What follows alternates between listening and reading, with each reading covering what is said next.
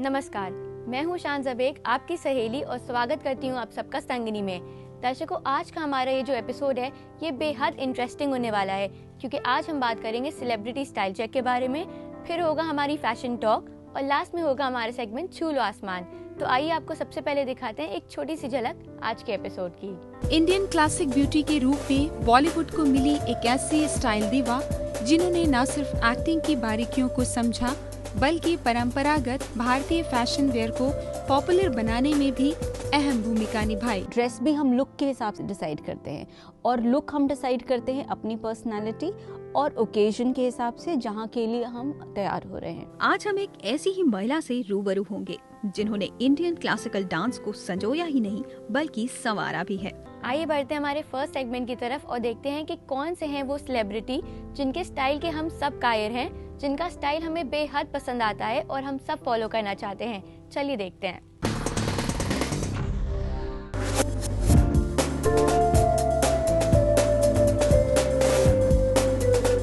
अपने स्टाइल को अपडेटेड रखने के लिए महिलाएं बॉलीवुड दीवा को जरूर फॉलो करती हैं।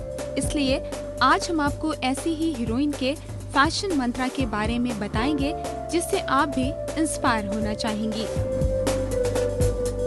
इंडियन क्लासिक ब्यूटी के रूप में बॉलीवुड को मिली एक ऐसी स्टाइल दीवा जिन्होंने न सिर्फ एक्टिंग की बारीकियों को समझा बल्कि परंपरागत भारतीय फैशन वेयर को पॉपुलर बनाने में भी अहम भूमिका निभाई।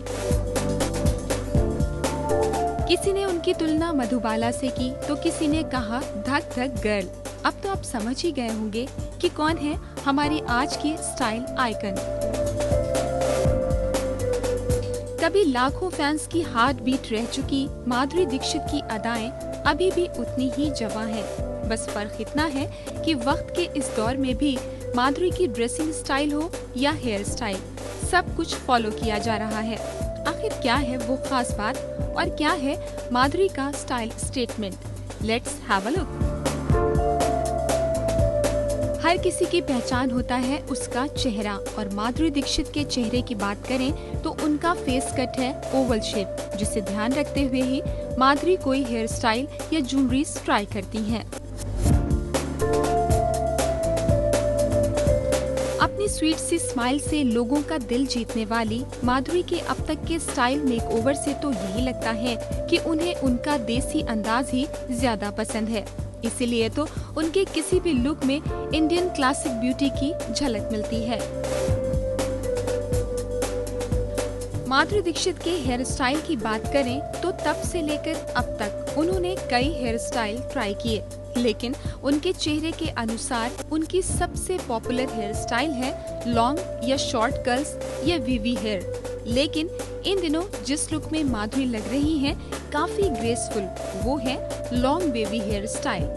साथ ही वो एलिगेंट लुक के लिए बालों का जूड़ा भी ट्राई करती हैं, वो भी गजरे के साथ। हेयर स्टाइल के बाद अब बात करें माधुरी के मेकअप की, तो शूटिंग डेज को छोड़कर बाकी दिनों में वे जरूरत के अनुसार लाइट मेकअप ही प्रेफर करती हैं। तभी तो वे नजर आती हैं classic, elegant and natural beauty. अब बारी आती है माधुरी दीक्षित के पहनावे की, तो माधुरी ने एज और जरूरत के अनुसार क्लोथिंग में कई तरह के एक्सपेरिमेंट किए, बट उनकी पॉपुलर ड्रेस बनी चूड़ीदार सलवार कमीज और डिजाइनर साड़ियाँ। साड़ी और चूड़ीदार सलवार कमीज को बॉलीवुड में और भी पॉपुलर बनाने वाली माधुरी की ये ड्रेसिंग स्टाइल उनकी ऑल टाइम हिट स्टाइल बन गई। डिजाइनर साड़ियों से माधुरी के लगाव का आलम ये है कि आजकल लगभग हर ओकेजन या टीवी शोज पर वे सबसे ज्यादा इसी भारतीय परिधान में नजर आती हैं। बस फर्क इतना है कि वे साड़ियों पर किए गए वर्क और डिजाइन वक्त के साथ बदलती रहती हैं। Generally Madhuri net base, georgette, chiffon या सिल्क की साड़ियों पर brocade, gota work, lace work, silver motifs के नए नए एक्सपेरिमेंट ट्राई करती रहती हैं। साड़ी के बाद अब बात करते हैं लहंगा चोली की, तो ये भी माधुरी की खास आउटफिट में से एक है, जिनके डिफरेंट शेप जरूरत पड़ने पर माधुरी जरूर ट्राई करती हैं। क्लोथिंग के साथ ही एक्सेसराइजेशन पर भी काफी ध्यान रखती है माधुरी, तभी तो हमेशा कुछ न कुछ एक्सपेरिमेंट करती ही रहती हैं। गजरा और जूड़ा स्टाइल जहां उन्हें क्लासी लुक देता है, वहीं ज्वेलरीज की शौकीन माधुरी को गहनों से लदना बिल्कुल भी पसंद नहीं है। Generally light weighted jewelleries prefer करने वाली माधुरी कभी कभी हेवी ज्वेलरीज भी ट्राई कर लेती हैं, लेकिन उनकी ज्वेलरीज में सबसे खास चीज है उनका झुमका, जो हमेशा एक नए लुक में होता है और उनके चेहरे पर सूट भी करता है। इसीलिए कभी कभी माधुरी झुमके के साथ नेकलेस नहीं पहनती और खुली हेयर स्टाइल रखती हैं, जो उनके लुक को और भी अट्रैक्टिव बनाता है। माधुरी के ट्रेडिशनल लुक को कंप्लीट बनाता है झुमका। खासकर साड़ी या चूड़ीदार सलवार कमीज के साथ उन्हें झुमके पहने हुए देखा जा सकता है।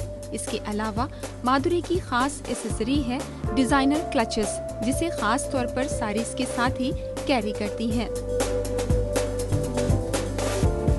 सबसे आखिर में बात करते हैं फुटवेयर्स की। तो माधुरी जहां एक तरफ साड़ी या चूड़ीदार के साथ high heels leather sandals try करती हैं, वहीं दूसरी तरफ स्टाइलिश पंप्स भी कभी कभी उनके स्टाइल स्टेटमेंट का हिस्सा होते हैं। माधुरी दीक्षित के ओवरऑल गेटअप की बात करें तो वो इस एज में भी स्टाइल दिवा के रूप में पसंद की जाती हैं। इस तरह से देखा जाए तो तब से लेकर अब तक एक बात जो कायम है वो है माधुरी का इंडियन क्लासिक लुक। यही वजह है कि माधुरी दीक्षित है संगनी की style icon of the week. वाकई में ये सेलिब्रिटी का स्टाइल तो एकदम अमेजिंग है। आई एम श्योर कि आप सब इसे बहुत अच्छे से फॉलो करेंगे और अपने लुक को भी और ज़्यादा स्टाइलिश बनाएंगे। दर्शकों, इसी के साथ मैं आपको याद दिला दूं कि जैसा कि मैं हमेशा कहती हूं, आप हमें अपने सजेशंस, अपना फीडबैक और अपने क्वेश्चंस ईमेल कर सकते हैं sangani@etv.co.in पे। हमें रहता है आपके ईमेल्स का बेसब्री से इंतजार। इसी के साथ वक्त हो गया एक छोटे से ब्रेक का, बट यस, ब्रेक के बाद होगी हमारी फैशन टॉक, तो कहीं मत जाएगा, स्टे ट्यून टू संगनी। ड्रेस भी हम लुक के हिसाब से डिसाइड करते हैं, और लुक हम डिसाइड करते हैं अपनी पर्सनालिटी और ओकेजन के हिसाब से, जहाँ के लिए हम तैयार हो रहे हैं।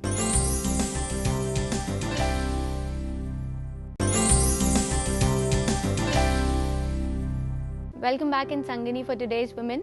दर्शकों, अब हम बढ़ेंगे हमारे अगले सेगमेंट की तरफ, जिसमें हम बात करेंगे ज्वेलरी के बारे में। किसी भी लुक को एनहांस करने के लिए ज्वेलरी बहुत ही ज़्यादा इंपॉर्टेंट रोल प्ले करती है। तो इसी पे डिस्कशन करने के लिए हमारे साथ हैं Shipra ji. Ma'am, welcome to our show. Hello ma'am, सबसे पहले तो मैं ये पूछना चाहूँगी कि फैशन में रहने के लिए किसी भी ड्रेस के साथ इन एनी ओकेजन्स ज्वेलरी बहुत ही ज़्यादा इंपॉर्टेंट रोल प्ले करती है, तो वो कैसी होनी चाहिए? डेफिनेटली ज्वेलरी, जिस तरीके से क्लोथिंग इम्पॉर्टेंट है, उसी तरीके से एक्सेसरीज जो हैं वो बेहद इम्पॉर्टेंट होती हैं। ये बात अलग है कि हम लोग थोड़ा सा ध्यान कम देते हैं, बट अगर हम एक्सेसराइजेशन पे फोकस करते हैं तो डेफिनेटली कभी भी अगर आपका गारमेंट थोड़ा भी अंडरप्लेड है एंड आप एक्सेसराइजेशन पे फोकस कर रहे हैं, एक्सेसराइजेशन में ज्वेलरी बहुत ही इंपॉर्टेंट हो जाती है। उसके अलावा और भी चीज़ें जो हम इस्तेमाल करते हैं, right from hair accessories to belts, bags, shoes and everything, stoles, ये सारे एक्सेसराइजेशन का पार्ट है, जिसमें कि ज्वेलरी, स्पेशली हमारी कंट्री में ज्वेलरी बेहद इम्पॉर्टेंट है। बिकॉज हमारी कंट्री में ज्वेलरी का जो रोल है, और especially among women, in fact not only among women, I think we are one of the few celebratory countries जहाँ पे men, women, children, everybody is into jewelry, और बहुत ट्रेडिशनल और regional jewelleries, type of jewelleries हम enjoy करते हैं। जिस तरीके से हमारी कंट्री टेक्सटाइल में, हेरिटेज टेक्सटाइल्स में इतनी रिच है, उसी तरीके से हम उतनी ही फ़ख्र से कह सकते हैं कि हमारी कंट्री, इवन इंडिया में, हम लोग ज्वेलरी में भी बहुत रिच है। तो जितना ही स्ट्रॉन्ग और जितना एयरलूम फैक्टर है, कि जितना ख़ानदानी जो पीढ़ियों दर पीढ़ियों हैंड ओवर किया जाने वाला पीसेस होते हैं, वो टेक्सटाइल तो होता ही है, लेकिन टेक्सटाइल से ज़्यादा लास्टिंग जो है वो ज्वेलरी होता है। तो स्पेशली प्रेशियस ज्वेलरी जो है वो हम लोग बहुत ज़्यादा उस पर ध्यान देते हैं। हालांकि इस समय कॉन्टेक्स्ट में जो हमारा सीन चेंज है, फैशन का सिनेरियो चेंज हो रहा है, उसमें कॉस्ट्यूम ज्वेलरी, स्टेटमेंट ज्वेलरी, इन सब चीज़ों पे भी उतना ही फोकस आ रहा है लोगों की निगाहों में। मैम, एक बहुत ही कॉमन प्रॉब्लम होती है कि किस ड्रेस के साथ किस टाइप की ज्वेलरी सूट करेगी, तो इस पे हम कैसे डिसाइड कर सकते हैं कि विच ड्रेस के साथ हम किस टाइप की ज्वेलरी यूज़ करें? इसमें कुछ चीज़ों पे बेसिकली ध्यान देना होगा कि आप कितना हैवी ऑर्नामेंटेशन चाहते हैं, कितना लुक आप कैसा चाहते हैं। बेसिकली ड्रेस के साथ साथ एक कंसिडरेशन होती है लुक। ड्रेस भी हम लुक के हिसाब से डिसाइड करते हैं, और लुक हम डिसाइड करते हैं अपनी पर्सनालिटी और ओकेजन के हिसाब से जहाँ के लिए हम तैयार हो रहे हैं। तो इन सारी चीज़ों का जब हम एक साथ विश्लेषण करेंगे, एक साथ एनालिसिस करते हैं, तो हमको एक ऑटोमेटिक एक रिस्पॉन्स मिलता है अपने अंदर से। फॉर एग्जांपल, अगर आप वर्क प्लेस के लिए जा रहे हैं, आप थोड़ा सा फंक्शनल एंड फॉर्मल लुक में जा रहे हैं, और वो भी डिपेंड करता है अगर आप कॉर्पोरेट सेक्टर में हैं, तो वो मोस्टली आज के टाइम में लोग कॉर्पोरेट सेक्टर में अक्सर थोड़ा वेस्टर्न क्लोथिंग में भी जा रहे हैं। तो जहाँ वेस्टर्न क्लोथिंग होती है वहाँ पे ज्वेलरी को बहुत ज़्यादा ध्यान देना पड़ता है। स्पेशली अगर आप पैंट सूट या स्कर्ट सूट्स में हैं तो नेक पीसेस अवॉइड करने चाहिए, because they unnecessary bring attention, and as it is collared shirts वगैरह के साथ, कोट्स के साथ, लपेल्स के साथ नेक पीसेस नहीं सूट करते हैं। ये बात अलग है कि चूँकि कुछ ट्रेडिशनल रीजंस की वजह से specially married ladies they might have to पहनना पड़ सकता है, तो उसके लिए वो आपको उनको छुपाना पड़ता है। देन ऑफ कोर्स उस केस में आपको ईयर पीसेस वगैरह भी स्टड्स पे फोकस करें रादर देन डैंगलर्स। तो इन छोटी छोटी चीज़ें जो हैं, आप रिस्ट को जो है आप चूड़ियों के बजाय आप अच्छी सी वॉच से वो करें, या ज़्यादा से ज़्यादा कफ्स पे फोकस करें, तो वो इंटरेस्टिंग है रादर देन कि आप बैंगल्स पे इन्वेस्ट करें। तो ये चीज़ें जब आप थोड़ा थोड़ा पायल वगैरह अवॉइड करें, तो लाइक कुछ इंडियन एलिमेंट्स हैं, कुछ वेस्टर्न एलिमेंट्स हैं, कुछ फ्यूजन एलिमेंट्स हैं, एंड देन कुछ फैशन या कॉस्ट्यूम ज्वेलरीज हैं, ट्रेडिशनल एंड ट्राइबल एलिमेंट्स हैं। तो वो लुक पे, बोहेमियन लुक अगर आप कर रहे हैं, like you wearing Gypsy skirt and you wearing a kurti, तो उसके साथ आप जितनी चंकी ज्वेलरीज में जाएं, जितनी आप ट्राइबल लुक की ज्वेलरी में जाएं, वो उतना ही लुक को एनहांस करता है, बोहेमियन लुक को एनहांस करता है। सिमिलरली अगर आप बहुत ही एलिगेंट एंड कंटेम्प्रेरी लुक लेके चल रहे हैं, तो उसमें आपको स्टेटमेंट पीसेस पे ध्यान देना चाहिए। तो वो लुक पे डिपेंड करता है कि लुक के हिसाब से आप ड्रेस चूज़ करते हैं, ड्रेस और लुक को मैच करते हुए आप ज्वेलरी डिसाइड करते हैं।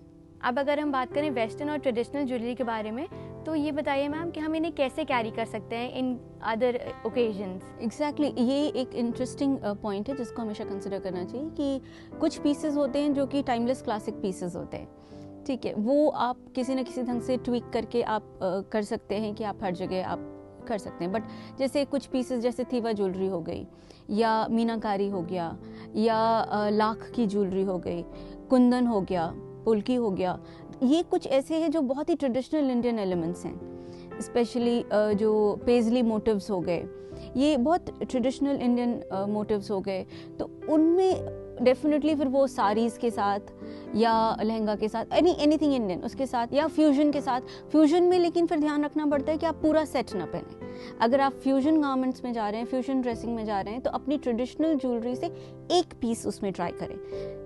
कंप्लीटली इंडियन है तो आप पूरा सेट भी ट्राई कर सकते हैं, उसको पूरा सेट कैरी कर सकते हैं, क्योंकि वो उस पूरी इंडियननेस को बढ़ावा देता है। लेकिन फ्यूजन का जॉब है कि आप you meeting half way between the Indian elements and the western elements. तो वही चीज़ आपको ज्वेलरी में भी करनी पड़ेगी, या तो आप एक पीस इंडियन रखें ज्वेलरी का, और या एक पीस वेस्टर्न रखें, लेकिन पीसेस ना बढ़ाएं बहुत ज़्यादा।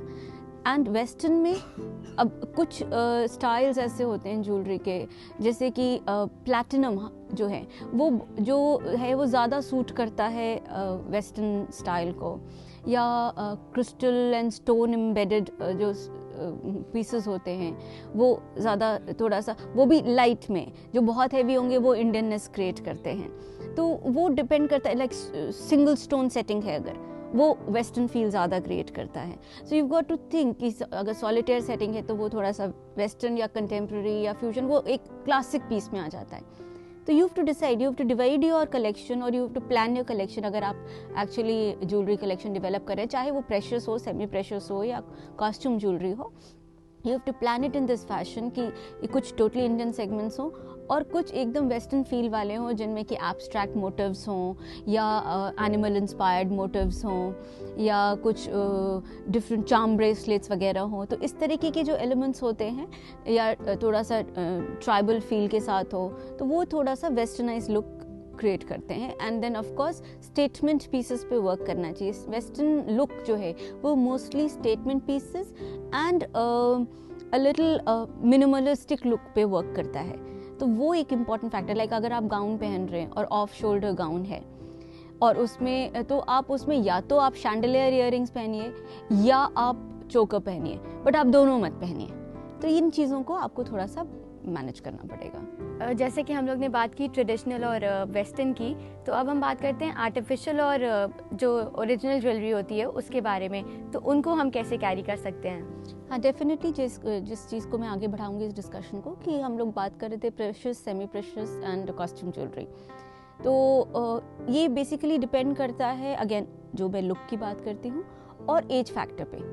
ओके, बिकॉज जैसे जैसे हमारा एज वैरी करता है वैसे वैसे सोशल स्टैचर वैरी करता है, वैसे वैसे आपकी ड्रेसिंग चेंज करती है, आपकी ग्रेविटी जो पर्सोना होता है उसकी जो ग्रेविटी होती है वो चेंज होती है।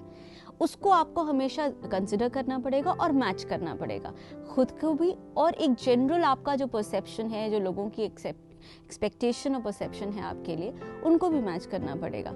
It can not be that आप किसी, सपोज आप एक अच्छी हाई प्रोफाइल कंपनी में एक सीनियर पोजीशन पे हैं, then if you are sporting wooden bangles and wooden jewellery with a gypsy skirt, it is not the right thing to do it may suit on some occasional picnic, okay, maybe an after hours party, that also at a certain level, after that it doesn't.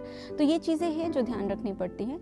एक specially जो young जो group है वो definitely उनके पास options ज़्यादा liberties होती हैं experimentation की, उनसे उम्मीद भी होती है एक्सपेरिमेंटेशन की। और इस समय तो it's a very exciting time in the market. आपको हर तरह के मटेरियल एक्सप्लोरेशन में ज्वेलरी अवेलेबल है, चाहे वो वुड हो, प्लास्टिक हो, फाइबर हो, देन ग्लास हो, लैकर हो, पेपर हो, फेदर हो, स्टोन हो, क्रिस्टल्स हो। So it's like it's a huge range. Okay, और इस समय इतना ज़्यादा इंडिविजुअलाइजेशन है फैशन का कि इतना कुछ जो है do it yourself technique, people are so experimental, people are so now people are getting more aware, लोग ट्रैवल ज़्यादा कर रहे हैं, लोग देख ज़्यादा रहे हैं। तो कई दफ़े आप कुछ चीज़ें, जैसे फॉर एग्जांपल आप अगर सपोज आप ट्रैवल करते हैं और आप उस जगह की कोई लोकल आर्ट देखते हैं, आप मधुबनी देखते हैं या आप पट्टचित्र देखते हैं और आप वहाँ से कुछ वैसा पिक करते हैं, now that can easily be converted into a jewellery piece which youth can try, which is an interesting thing. Like it is also not an unknown thing, work of art को jewelry में convert करना. So a lot of things can be done. You have this beautiful art where people use rice grains जिसमें वो लिखते हैं. You can use that and create jewelry. So that will mark a very interesting, individualized and a very creative jewelry form which anybody will appreciate. Thank you ma'am कि आपने हमें इतनी ज़्यादा stylish information दी jewellery से related. Thank you ma'am. Pleasure. दर्शकों, as I always say, आप हमें अपने सजेशंस, अपना फीडबैक और अपने क्वेश्चंस ईमेल कर सकते हैं sangani@etv.co.in पे, और हम उन्हें डिस्कस करेंगे यहाँ। इसी के साथ वक्त हो गया एक और छोटे से ब्रेक के बाद, बट यस, ब्रेक के बाद होगा हमारा सेगमेंट छू लो आसमान। तो कहीं मत जाइएगा, देखते रहिए संगनी फॉर टुडेज वुमेन। आज हम एक ऐसी ही महिला से रूबरू होंगे जिन्होंने इंडियन क्लासिकल डांस को संजोया ही नहीं बल्कि संवारा भी है।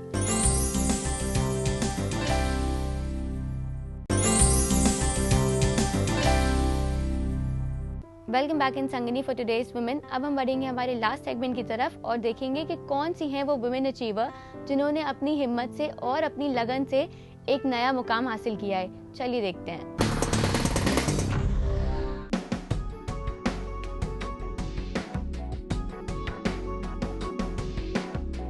अपनी कला के लिए अपना जीवन समर्पित कर देना और अपने आप को एक अलग मकाम तक ले जाने के बारे में सोचकर वहां तक पहुंचना, ये एक बड़ी ही हौसला परस्ती का काम है। वो कहते हैं ना कि क्लासिकल डांस हमारे देश की एक प्रमुख धरोहर है और इसको अगली पीढ़ी को सौंपना हमारा फर्ज। आज हम एक ऐसी ही महिला से रूबरू होंगे जिन्होंने इंडियन क्लासिकल डांस को संजोया ही नहीं बल्कि संवारा भी है और पूरी ताकत के साथ इस कला को आने वाली पीढ़ी को देने में जुटी भी हैं। Yes, I'm talking about the great Indian classical dancer Sonal Maan Singh.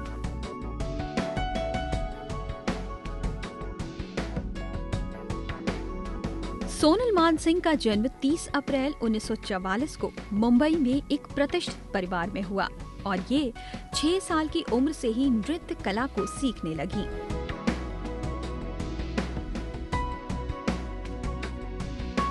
इनके दादा मंगलदास पाकवासा एक स्वतंत्रता सेनानी थे, जिन्होंने इन्हें भारतीय नृत्य की तरफ अग्रसर किया और इन्होंने मणिपुर नृत्य स्कूल के शिक्षक से मात्र 7 साल की उम्र से सीखना शुरू कर दिया।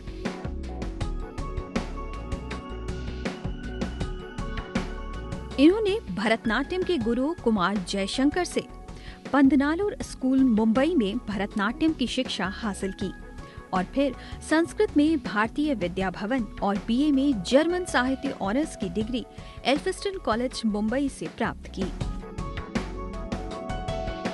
सोनल को नृत्य में पारिवारिक सपोर्ट तो ज्यादा नहीं मिला, किंतु ये निरंतर अभ्यास और हौसलों को बुलंद करती गई और 18 साल की उम्र में अमेरिका में कृष्णा राव और चंद्रभान देवी से भरतनाट्यम सीखना शुरू कर दिया।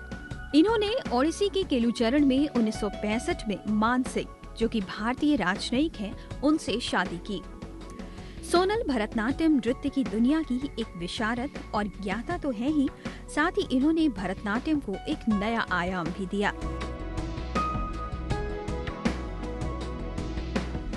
इनकी सफलता और लगन के चलते इन्हें कई पुरस्कारों से नवाजा गया। इन्हें संगीत नाट्य अकादमी की सर्वश्रेष्ठ नृत्यकी के पुरस्कार से भी सम्मानित किया गया। 2003 में सोनल जी को भारत सरकार द्वारा सर्वोच्च नागरिक पुरस्कार से भी सम्मानित किया गया। इनके पुरस्कारों और सम्मानों का तांता सा लगा रहा, कभी सर्वश्रेष्ठ द्वितीय महिला नृत्यकी के सम्मान से तो कभी कालिदास पुरस्कार से। सोनल मानसिंह की जीवन शैली से प्रभावित होकर प्रकाश झा ने अपनी एक डॉक्यूमेंट्री फिल्म का टाइटल भी सोनल रखा और सोनल डॉक्यूमेंट्री को राष्ट्रीय फिल्म पुरस्कार से भी नवाजा गया। जिंदगी हौसलों से नहीं, कदम बढ़ाने से चलती है और हौसले रखोगे तो कदम खुद ब खुद चल पड़ेंगे।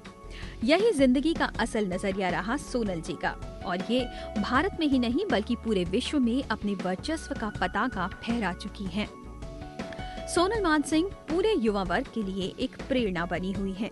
ये अपने हर मकाम को पाएं, यही हमारी मनोकामना है। वाकई में ये तो हम सबके लिए इंस्पिरेशनल मॉडल हैं। इनको फॉलो करके हम भी अपने लिए एक नया मुकाम हासिल कर सकते हैं एंड आई एम श्योर आपने इनसे बहुत कुछ सीखा होगा। दर्शकों, अब मैं आपको फिर से याद दिला दूं कि आप हमें अपने सजेशंस, अपना फीडबैक और अपने क्वेश्चंस ईमेल कर सकते हैं sangini@etv.co.in पे। अब वक्त हो गया है आज के एपिसोड को यहीं वाइंड अप करने का, बट यस, मैं आपसे फिर से मिलूंगी नेक्स्ट एपिसोड में और बहुत सारी इंटरेस्टिंग इन्फॉर्मेशन लेकर। तब तक के लिए मुझे और मेरी टीम को दीजिए इजाजत। टेक केयर, नमस्कार।